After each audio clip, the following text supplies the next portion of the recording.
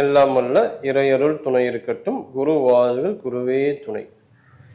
அனைவருக்கும் வணக்கம். ஔஷதம் சித்த மருத்துவ மையத்தின் சார்பாக உங்களின் மருத்துவர் டாக்டர் மு. கலைவாணன். இந்த பகுதியில் மார்ச் 2026 சிம்ம ராசிக்காரங்களுக்கு எப்படி இருக்கும், மருத்துவ ரீதியாக இதை பற்றி நம்ம டீட்டெயிலாக பார்க்கலாம். பொதுவாக சிம்ம ராசிக்காரங்க எந்த மாதிரியான எண்ணங்கள் இருக்குன்னா, அவங்களுக்கு அந்த ஈகோ ரொம்ப அதிகமாக இருக்கும், கோபம் அதிகமாக வரும்.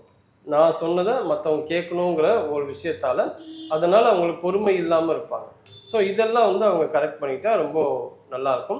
உடல் உஷ்ணம் அதிகமாக இருக்கும். ஹார்ட் சம்மந்தப்பட்ட பிரச்சனைகள் வரத்துக்கு வாய்ப்பு உண்டு.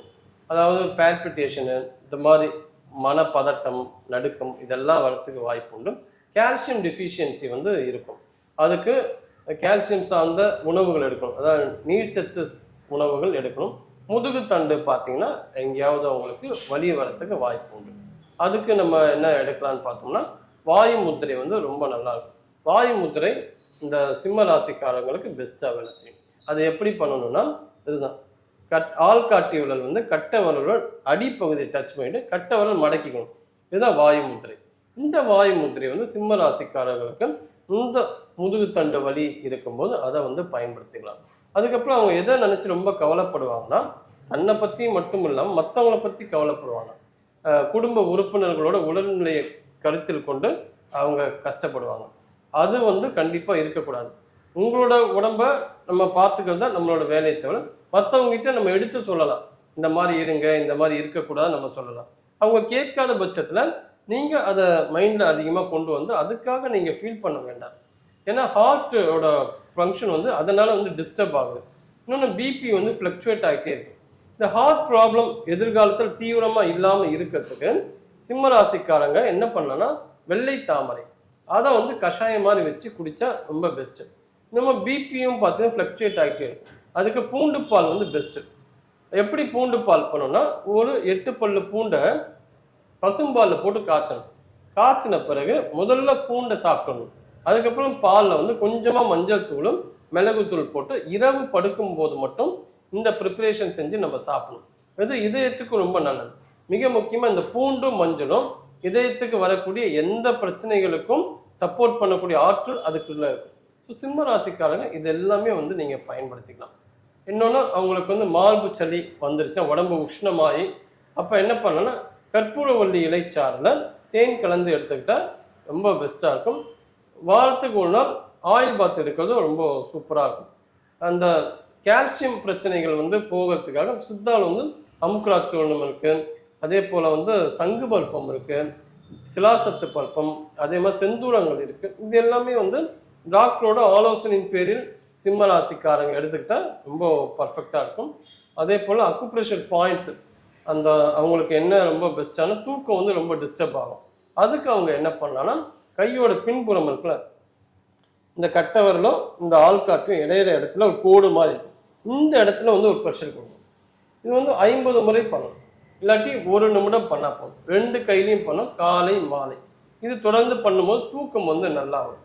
தூக்கம் அவங்களுக்கு ரொம்ப டிஸ்டர்பாகவே இருக்கும். ஏன்னா இது எதனோட தாக்கணும், அஷ்டம சனியோட தாக்கம் இருக்கும். அவங்களுக்கு பயம் வரும். பயம் எப்படின்னா, எதிர்காலத்தை நினச்சி ஏதாவது ஒரு பயம் வரலாம். இது என்ன காரணம்னா, சனியோட தாக்கம் தான் காரணமாக இருக்கும். அப்போது அந்த பயம் தேவையில்லாது. ப்ரெசண்ட்டில் இருக்கிறதுக்கு நம்ம பழகிக்கணும். சில டைம் அவங்களுக்கு செல்ஃப் டவுட் வரும், நம்மளால் இதால் செய்ய முடியலையோ, செய்ய முடியாமல் போகுதே அப்படின்னு செல்ஃப் டவுட் வரும். அதுவும் தேவையில்லை. பொறுமையை கடைபிடிக்கணும்.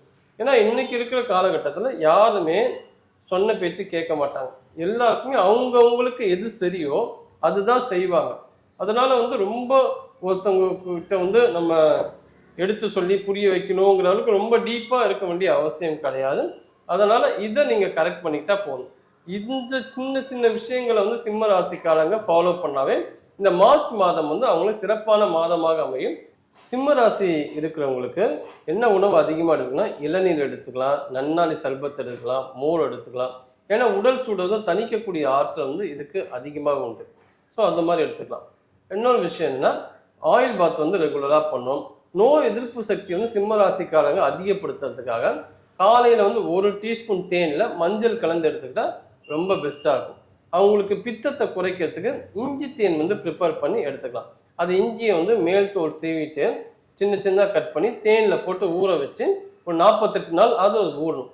அதுக்கப்புறம் அந்த தேனை வந்து சாப்பிடணும், இஞ்சியும் எடுத்துக்கணும். இப்போ ரெண்டுத்தையும் நம்ம தொடர்ந்து எடுக்கும்போது பித்தம் வந்து குறைய ஆரம்பிக்கும்.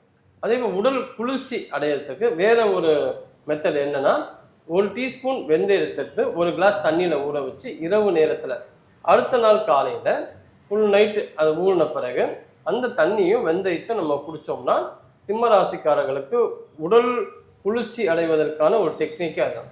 அதையும் வந்து பயன்படுத்தலாம். ஏன்னா அவங்களுக்கு கண் எரிச்சல் வந்து அதிகமாக இருக்கும். கண் எரிச்சல் வந்தால் என்ன பண்ணலாம்னா, பஞ்சு எடுத்து பன்னீரில் கொஞ்சமாக லைட்டாக தொட்டு நம்ம கண்ணில் வந்து அப்படியே தடவிக்கலாம்.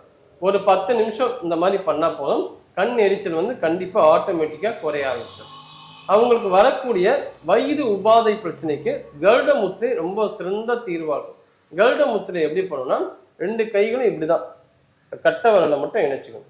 இதுதான் வந்து கருட முத்திரை. இந்த கருட முத்திரை வந்து பண்ணுறது ரொம்ப சிறப்பாக இருக்கும் சிம்ம ராசிக்காரங்களுக்கு. ஸோ இதனால என்ன பிரச்சனை தேவைன்னா, இந்த அசிடிட்டி பிரச்சனை, வயிறு உப்புசம், இது எல்லாமே வந்து சிம்ம ராசிக்காரங்களுக்கு இந்த கருட முத்திரை பண்ணுறதால சிறந்த தீர்வாக இருக்கும். அப்போ எதெல்லாம் பண்ணணும்? உணவு கட்டுப்பாடு ரொம்ப அவசியம். முத்திரைகள், அக்குப்ரெஷர் பாயிண்ட்ஸு எல்லாத்தையும் நீங்கள் கம்பைன் பண்ணி பண்ணீங்கன்னா இந்த மார்ச் மாதமும் ஒரு சிறப்பான மாதமாக அமையும். நன்றி, வணக்கம்.